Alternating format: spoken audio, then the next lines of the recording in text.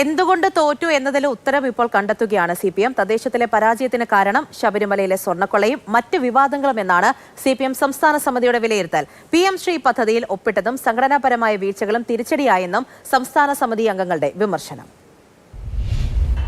തദ്ദേശത്തിലെ പരാജയത്തിന്റെ പ്രധാന കാരണങ്ങളിലൊന്ന് ശബരിമല സ്വർണ്ണക്കൊള്ളയിലെ വിഷയം തന്നെയാണെന്നാണ് CPM സംസ്ഥാന സമിതിയുടെ വിലയിരുത്തൽ. അതിൽ ദേവസ്വം ബോർഡ് മുൻ പ്രസിഡന്റ് A. പത്മകുമാറിനെതിരെ കൃത്യമായ നടപടി എടുക്കുന്നതിൽ വീഴ്ച വന്നുവെന്നുള്ള വിമർശനമുണ്ട്. ഒപ്പം അയ്യപ്പ സംഗമത്തെ തെറ്റായ രീതിയിൽ വ്യാഖ്യാനിച്ചുവെന്നും CPM സ്വയം വിമർശനമായി കണ്ടെത്തുന്നു. PM ശ്രീയാണ് മറ്റൊരു കാരണം.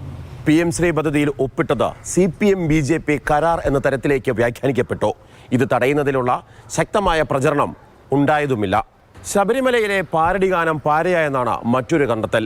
ഇതിനെ ചെറുക്കുന്നതിൽ CPMന്റെ സൈബർ വിഭാഗം പരാജയപ്പെട്ടുവെന്നും വിലയിരുത്തലുണ്ട്. എന്ന് മാത്രമല്ല, തദ്ദേശ സ്ഥാപനങ്ങളിലെ സർക്കാരിൻ്റെ ജനക്ഷേമ പ്രവർത്തനങ്ങൾ കൃത്യമായി കൊണ്ടുവരുന്നതിൽ അല്ലെങ്കിൽ പ്രചരിപ്പിക്കുന്നതിലെല്ലാം തന്നെ സൈബർ വിഭാഗത്തിന് പരാജയം സംഭവിച്ചുവെന്നും വിലയിരുത്തലുണ്ട്. ലോക്സഭാ തെരഞ്ഞെടുപ്പിലെ സമാനമായ സാഹചര്യം ന്യൂനപക്ഷങ്ങൾക്കിടയിലുണ്ടായി. അത് ന്യൂനപക്ഷ ഏകീകരണത്തിന് ഇടയാക്കിയെന്നും അത് തിരിച്ചടിയായെന്നും മറ്റൊരു വിലയിരുത്തലുണ്ട്.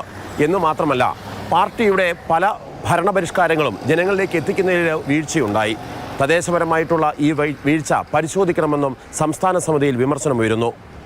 Marshal V Sebastian, Mathrubhumi news, Thiruvananthapuram.